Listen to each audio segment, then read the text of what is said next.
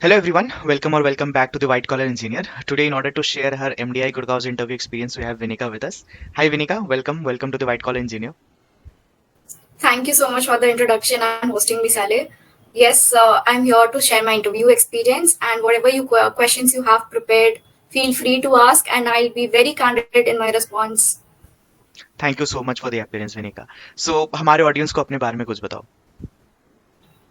Yes, so I graduated from Manipal Institute of Technology and my degree was in instrumentation and control engineering. After that, I worked with Fractal for 33 months. And over those years, I had a great opportunity of learning and growing apart from, focusing on my preparation for CAT exams. And all the credit goes to the employees even there because they were really supporting my career growth in that part. And apart from what I was giving in Fractal.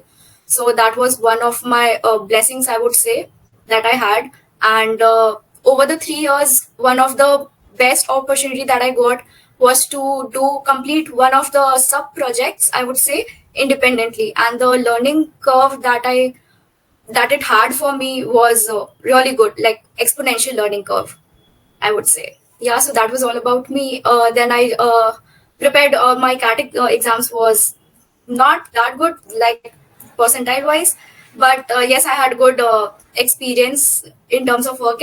So that led to one of the factor of being selected at MDI. Fantastic, Vinika. So, 1 year down the line, how do you feel? Like you have come a long way, Abhi. So you would expect that at MBA college you will gain skills like we used to gain in engineering or any bachelor's degree, like you would have a technical skill or a perfect skill to map it with, but it's not as such. MBA actually polishes you in a way that you start thinking in terms of business.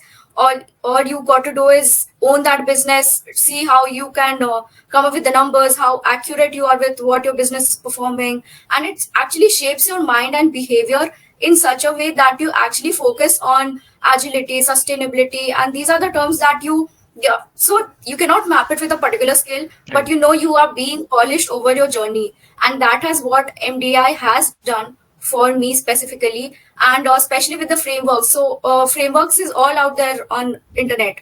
You Google what kind of frameworks is used in consulting, and it's all there. Right. But how do you apply it? Where do you apply it? How do you use it?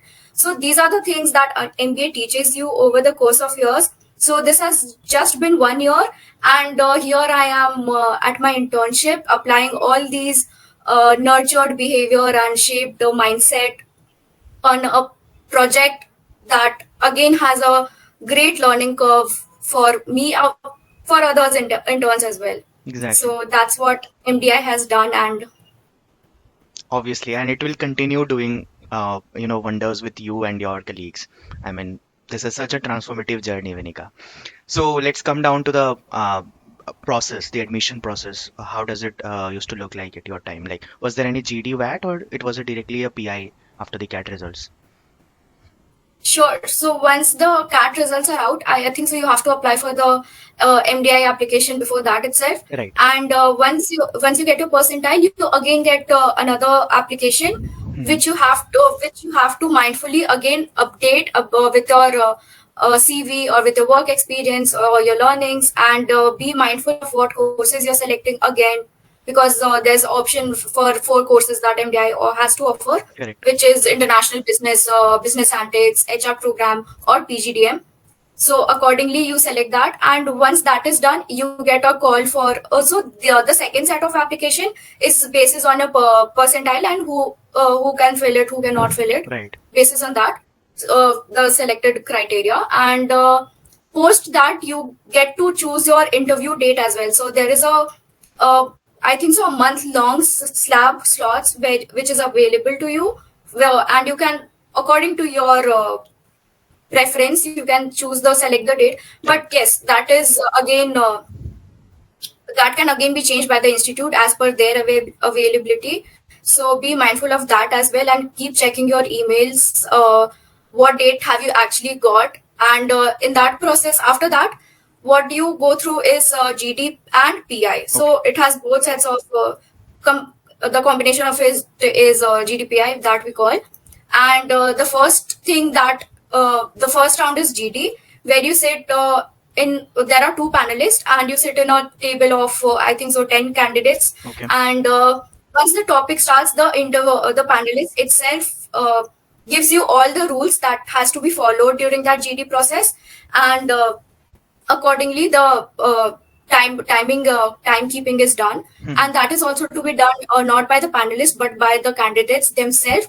And there you have to show your proactive mindset. It's not something, the skill that you mentioned on your CV, but what you actually put out there. Right. So if you're saying that if you in interview later you say that you have a proactive mindset, but there you forgot to take initiative of keeping the timer that Yeah. 1 minute has passed by and you need to start the GD, or you have to speak for 30 seconds in that also. Yeah. So if you are post that, or pre that time, that also shows how actively you are present there. Exactly. And how actively you're driving the conversation. So that is one of the thing. And another tip that I can give for GD is that this is one key thing that played for me, because the entire set of 10 candidates that we have, none of them were noting down the points that was going around in the GD. Okay. And the panelists actually cut us way before 12 minutes or 10 minutes for the timing that they kept for the GD. And that was because the entire conversation was going in circle and circle and no outcome was coming. And there again, you have to show what kind of skills you have by, proactively writing it and seeing where the conversation is flowing, and take a pause and take your stance and make one entry or drive the GD again back to on track. Right. And that is also noticed by the panelists. So that is something to be kept in mind by all the candidates there. Yeah, so my topic was UCC across India, Okay. Uniform Civil Code across India. So yes, I know the points can be repetitive, because at that point of time, there were Uttarakhand applied it.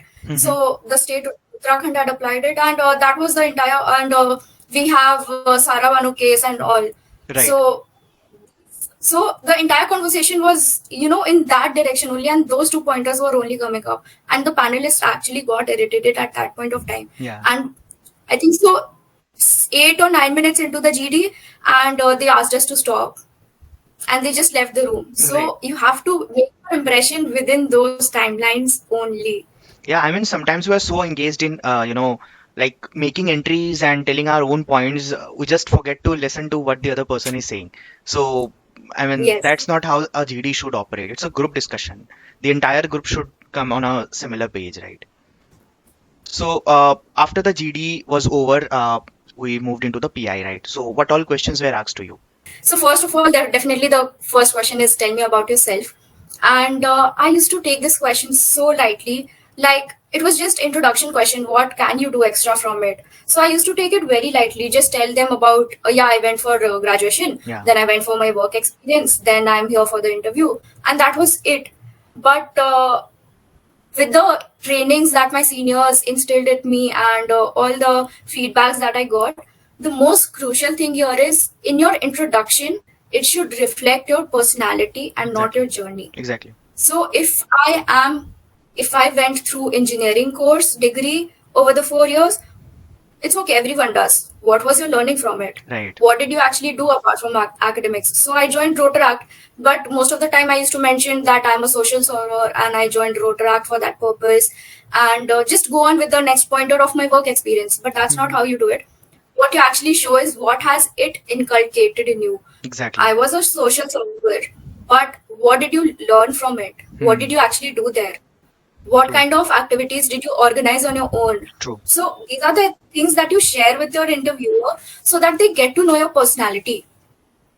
And that was the most crucial part of my entire tell me about yourself. Even from my work experience, what have you learned?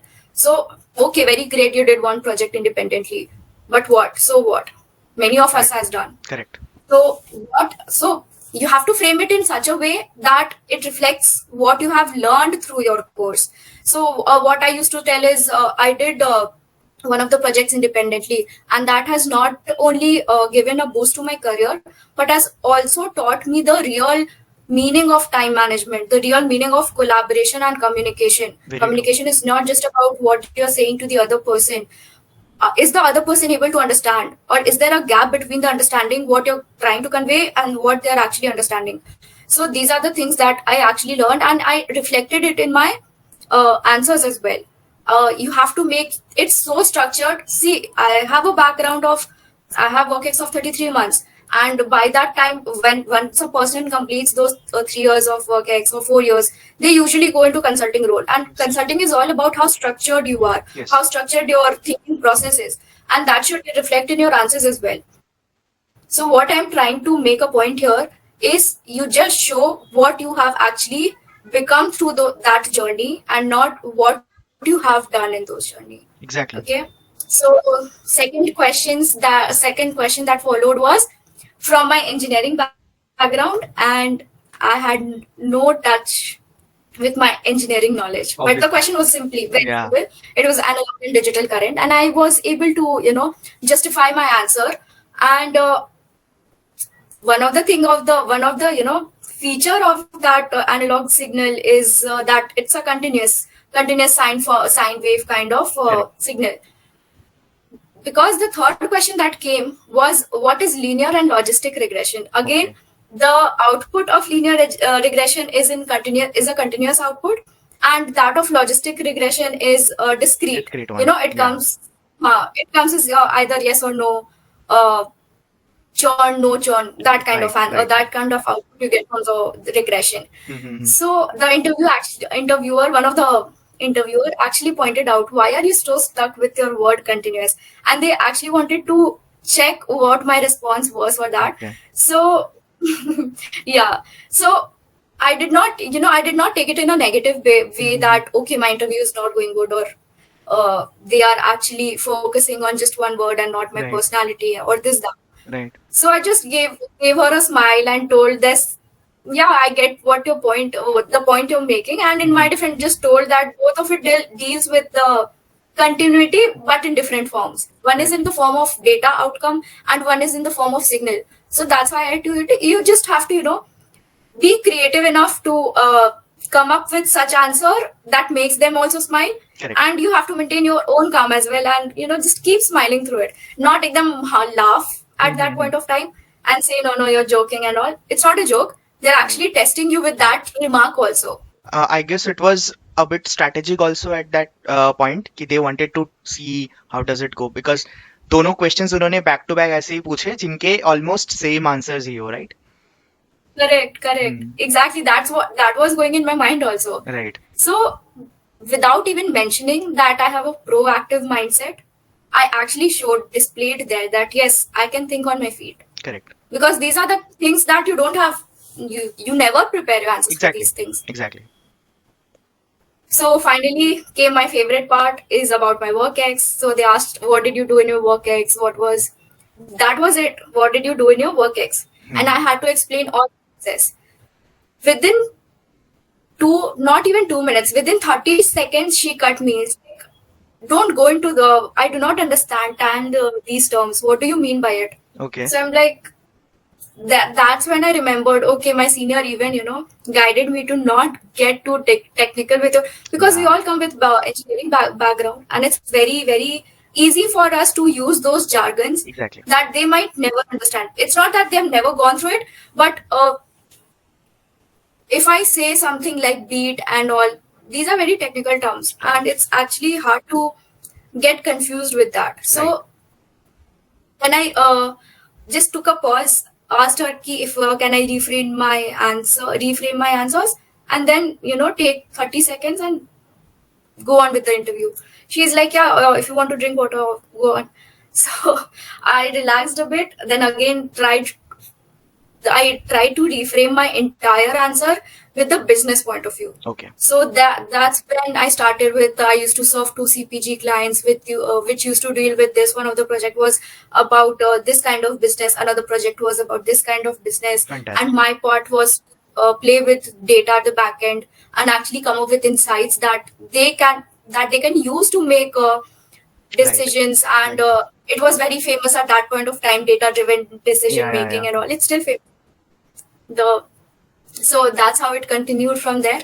So finally, the first interviewer was done, and we moved to the next one. Okay. And the first question he asked me was, "What is the difference between prediction and forecasting?" All right. So it's hard, but if you don't have that much of technical knowledge, I know it's hard to get lost into that. But since I'm from data engineering background, it was easy for me to explain. But then he threw another follow-up question on that. If I say that, if I predict that it will rain tomorrow, and if I forecast that it will rain tomorrow, Mm-hmm. which one do you think is more correct? And will it actually rain tomorrow? Okay. So that was my question. And all that was going on in my at the back of my mind was, what am I supposed to answer here?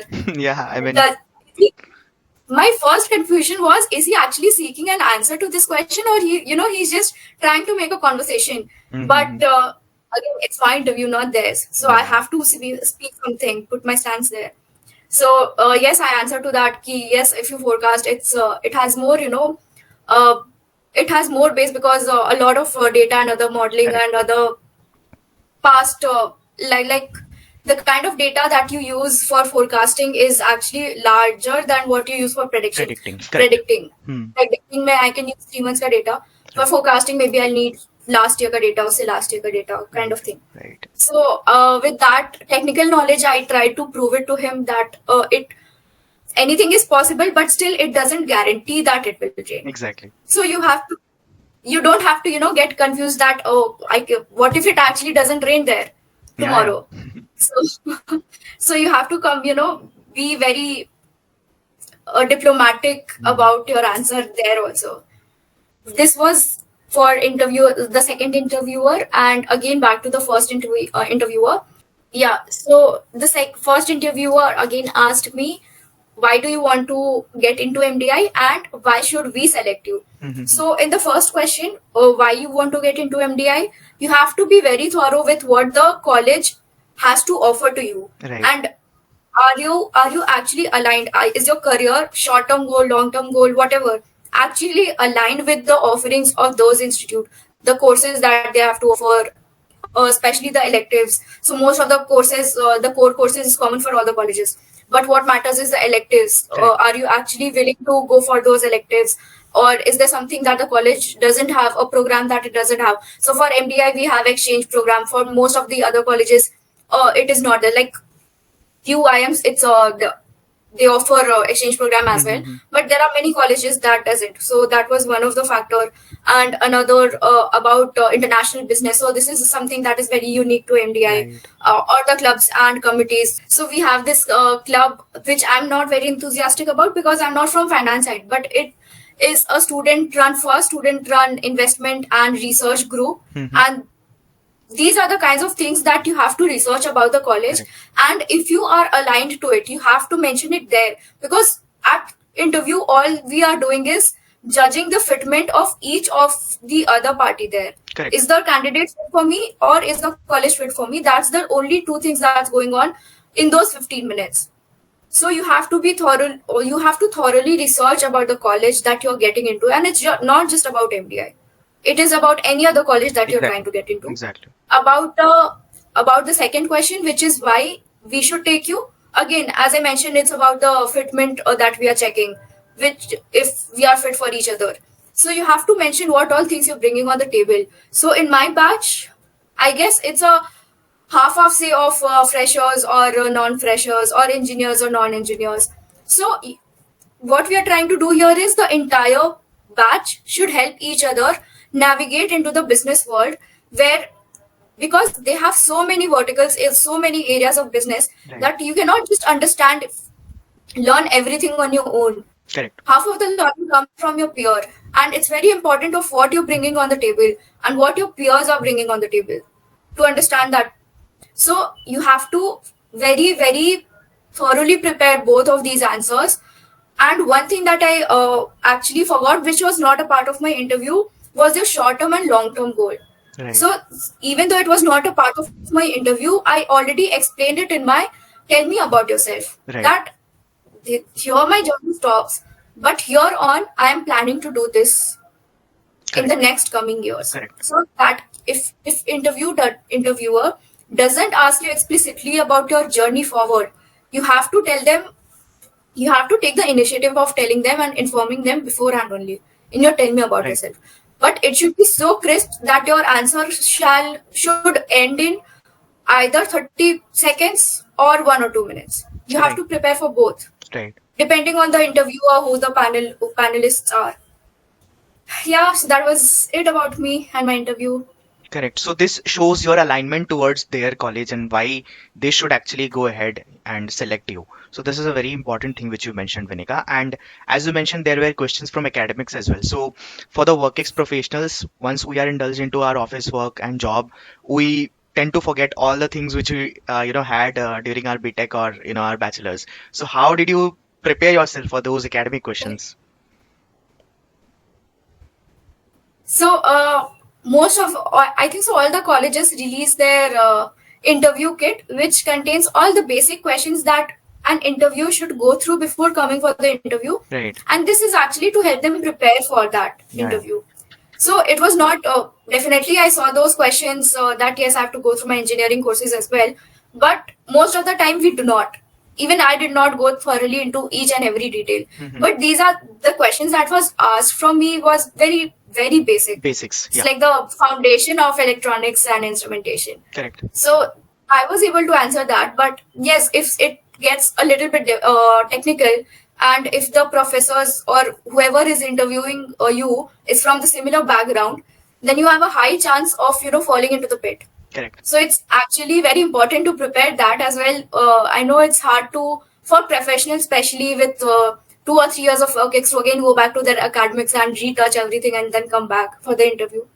But at least you can go through his basics. You Right. can anytime mention that, yes, you do not know some of these answers, and then you actually go back, check it again, refresh your memory, come back prepared.